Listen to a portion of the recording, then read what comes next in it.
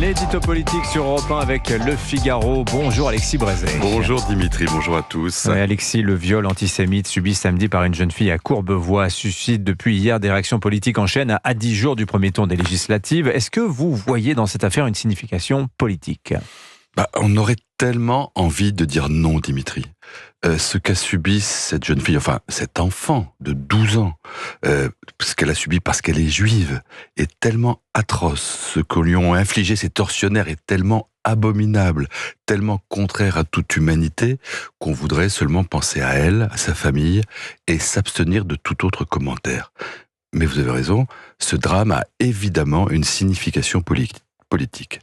D'abord parce qu'il vient ajouter un nouveau lieu, un nouveau visage à cette terrible litanie de la violence sans limite qui nous poursuit depuis des mois. Crépol et Thomas, Grande-Sainte et Philippe, Châteauroux et Matisse, Viry-Châtillon et Chemseddine, et maintenant Courbevoie. Mais ce drame nous renvoie aussi à autre chose, à cette horreur antisémite qui frappe chez nous depuis longtemps.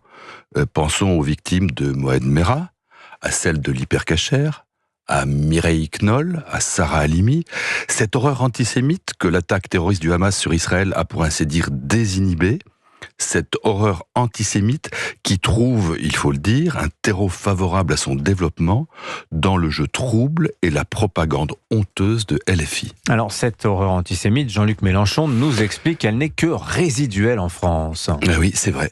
Avec tout ce qui se passe, il a osé dire ça. D'un certain point de vue, il n'a pas entièrement tort. Il existe bien en France un antisémitisme résiduel. C'est le vieil antisémitisme d'extrême droite qui peut encore ressurgir ici ou là, mais qui n'est plus porté par un parti politique.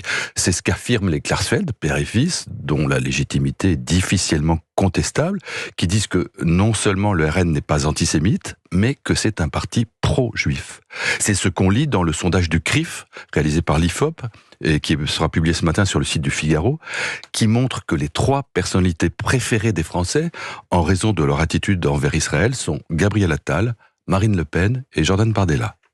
Mais il est vrai aussi qu'il y a à côté de cet antisémitisme résiduel, un autre antisémitisme plus récent, conquérant celui-là, et menaçant, qui prospère dans certains quartiers, qui s'alimente le plus souvent d'un islamisme militant et qui, pour s'exprimer au grand jour, prend prétexte du conflit israélo-palestinien.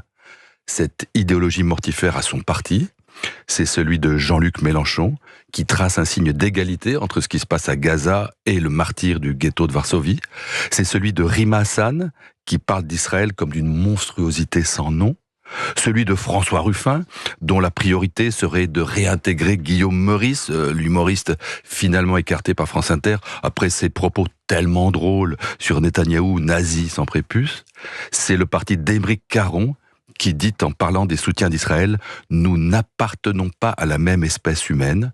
Ce parti à la dérive, c'est LFI. Mais ce que vous appelez une dérive, c'est une stratégie politique, Alexis ? Évidemment, c'est une stratégie politique. Et c'est même une stratégie politique payante. C'est ce qu'explique très bien Alain Finkielkraut dans une interview à paraître dans le Figaro Magazine. Tout le monde disait que Jean-Luc Mélenchon courait droit au désastre électoral, et pourtant, avec près de 10% des voix aux européennes, son parti ne s'en tire pas si mal. Surtout, la façon dont en quelques heures il vient d'imposer sa loi au reste de la gauche, jusqu'à François Hollande, ça en dit long sur le poids politique qui est le sien. Alors on verra bien aux législatives. Mais enfin, lorsqu'Emmanuel Macron, qui après cette atrocité de Courbevoie, n'a rien trouvé d'autre à proposer qu'un temps d'échange à l'école sur le racisme et l'antisémitisme, quand il nous dit que la montée des actes antisémites en France lui paraît inexplicable, c'est son mot, moi il me semble que les Français savent fort bien l'expliquer. L'édito politique sur Europe 1. Merci Alexis Brézet. La une du